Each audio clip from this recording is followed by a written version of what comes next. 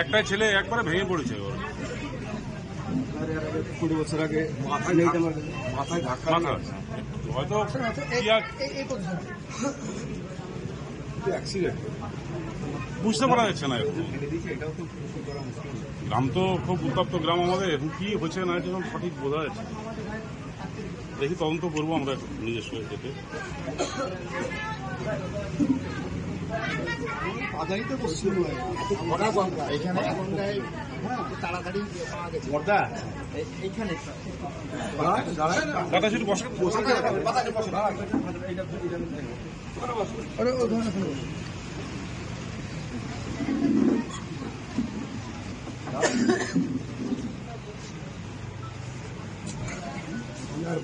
বলার কিছু সাকাতুল্লাহ ভাইয়ের সঙ্গে অনেকবার কথা হয়েছে, অনেকবার কথা হয়েছে। যখনই ঘটনা ঘটেছে সঙ্গে সঙ্গে আপনাকে প্রথম জানায়। তারপর আপনার লোকজনও গিয়েছিলাম, তখন বাড়িতে ছিলাম, তারপর সকালবেলা বেরিয়ে এলাম। একটু বাড়ির ভিতরে যেতে হবে বলে মর্ম। কোথায় কাজ করতো? হায়দ্রাবাদে। ওখানে গিয়ে ওখানে পালিয়ে আসছিল? না, লেবারে কাজ করছিল, বাড়ি এমনি লিগাল বাড়ি এসেছিল।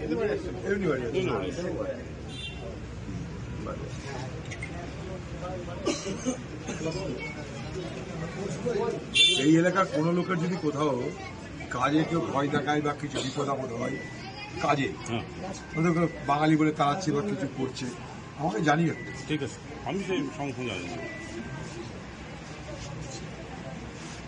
কেউ যেন পালিয়ে না আসে,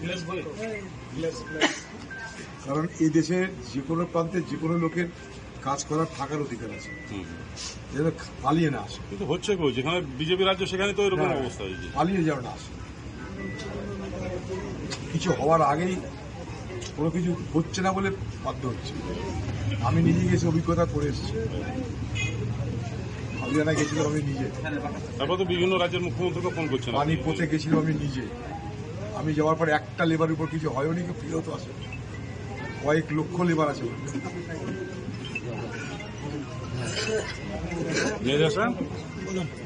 তুমি সামনে যাবে, সামনে ওই পেছন দিকে যাবে।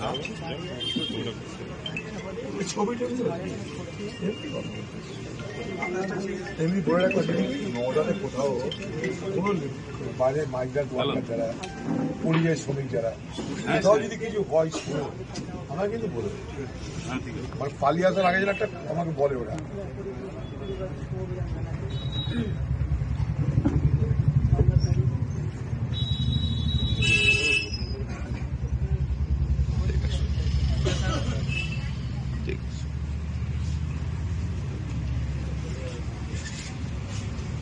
তিন-চার দিন গাড়ি ছিল তো, একেবারে ভালো চিনে দাদা, ভালো চিনে না নাকি?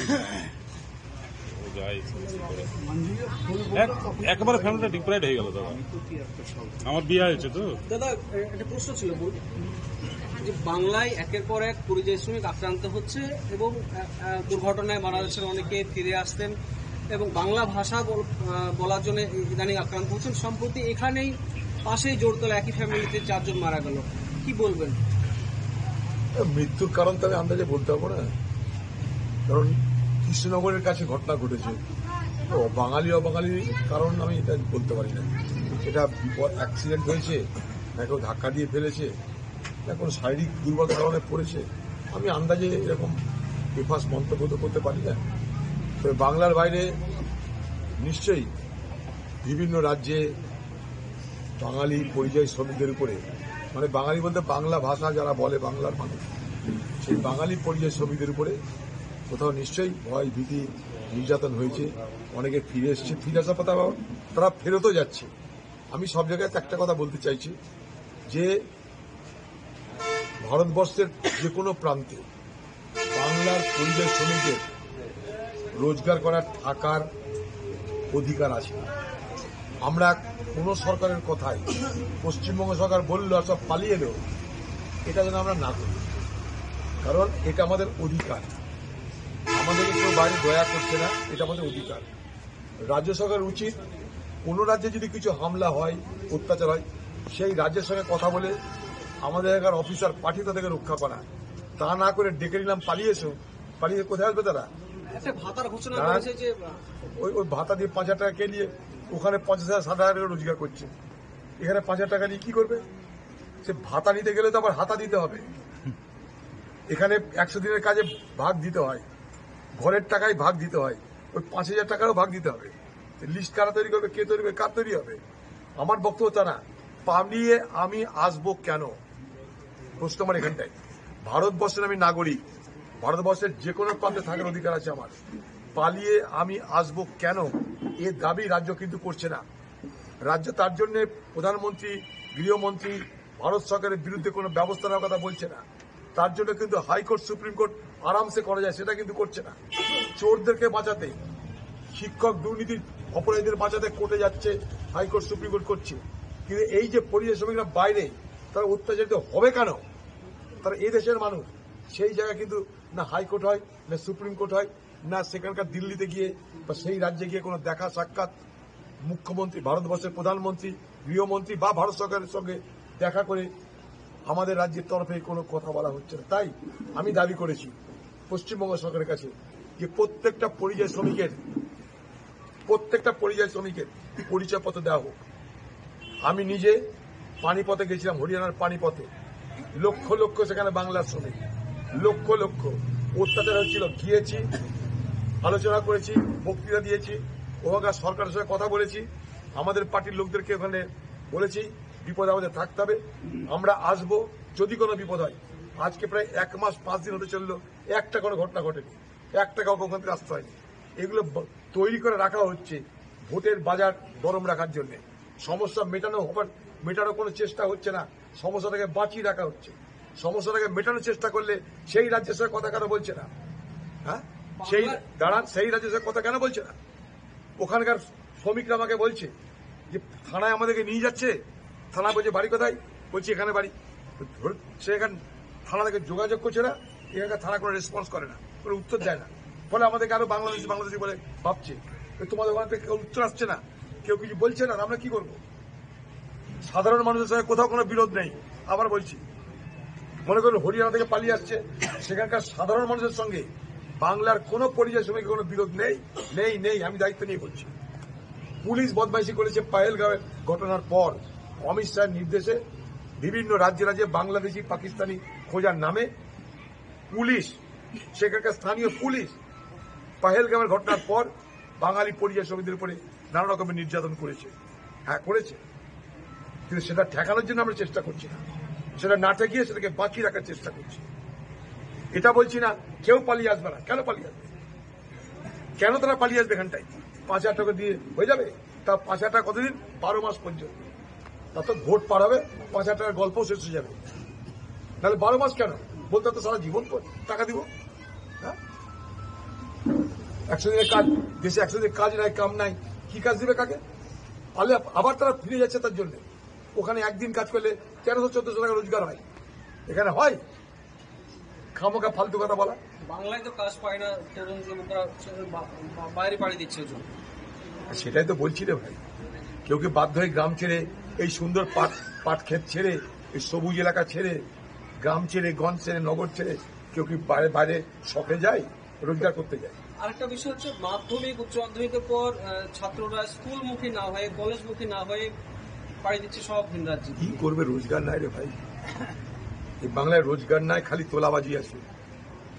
এখন আবার কি হয়েছে, সেদিনকে একজন বলছিল যে দাদা আমার বাড়িতে বিয়ের জন্য এসছে, তো আমার বাড়িতে বললাম যে হ্যাঁ আমাদের বাড়িতে বিয়ের ব্যবস্থা হবে, আমার ছেলে চাকরি করে। তো বলছে দেখুন শিক্ষকের চাকরি করলে আমাদের বাড়িতে বিয়ে দেবো না, এই অবস্থা হয়ে গেছে। হ্যাঁ, শিক্ষকের চাকরি করলে বিয়ে কিন্তু দেবো না, আমার মেয়েকে দেবো না, এটাই বাংলাদেশ। রাজ্যে দীর্ঘদিন এসএসসি বন্ধ, এবার এর মধ্যে আবার 26,000 চাকরি চলে গেল। এ সরকার সব কটা চাকরি দিতে পারত, সরকারের কাছে সব তথ্য আছে, কে যোগ্য কে অযোগ্য, কার কাছে মাল খাওয়া হয়েছে, পয়সা খাওয়া হয়েছে চাকরি বিনিময়ে, সব সরকারের কাছে আছে। বলে তো লাভ নাই, সব সরকারের কাছে আছে। যদি না থাকতো তাহলে এ দাগি ও বেদাগি এ কথা সরকার কি করে বলে, এ কথা এসএসসি কি করে বলে বলুন? হ্যাঁ, এ দাগি এ অদাগি ও বেদাগি কি করে আসে এগুলো? সরকারের কাছে সব তথ্য আছে। এখন যারা টাকা দিয়ে চাকরি নিয়েছে, যদি তাদের চাকরি বাদ যায়, তৃণমূলের নেতাদেরকে বাড়ি থেকে বেরোতে দিবে না, তারা এলাকাতে রুটি দিবে, এই একটা টাকা দিয়েছি। তাদেরকে বাঁচাতে দিদিকে ময়দানে নামতে হচ্ছে, তাদেরকে বাঁচাতে হাইকোর্ট সুপ্রিম কোর্ট, কিন্তু পরিযায়ী শ্রমিকদের রক্ষা করতে হাইকোর্ট সুপ্রিম কোর্ট হয় না। বোঝার চেষ্টা করুন সবাই। আর নাই অনেক বলছি দাদা একটু বাড়িতে এসছে।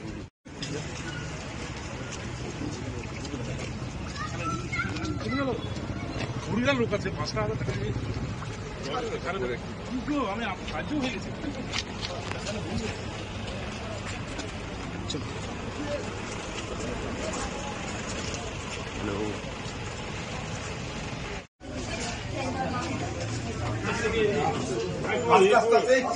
কোথায় আছো তোমরা? মেয়েরা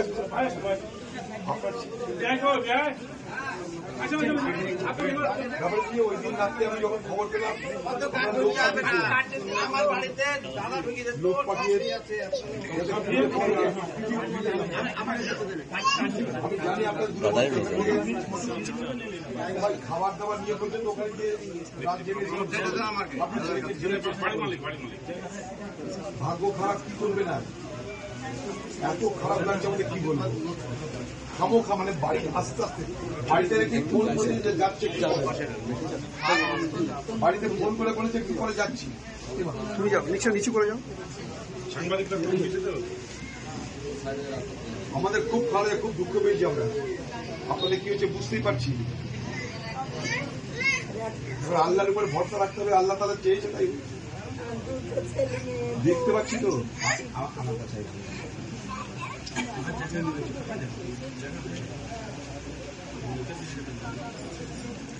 বাচ্চা না এটা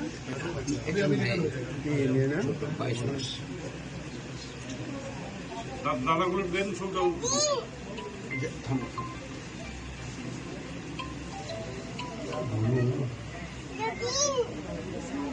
তার বলার কিছু নেই।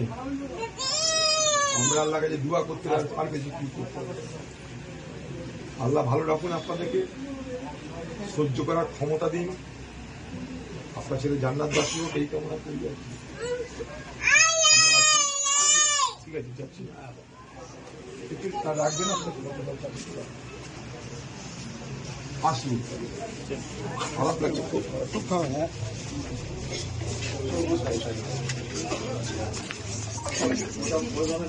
খুব খারাপ।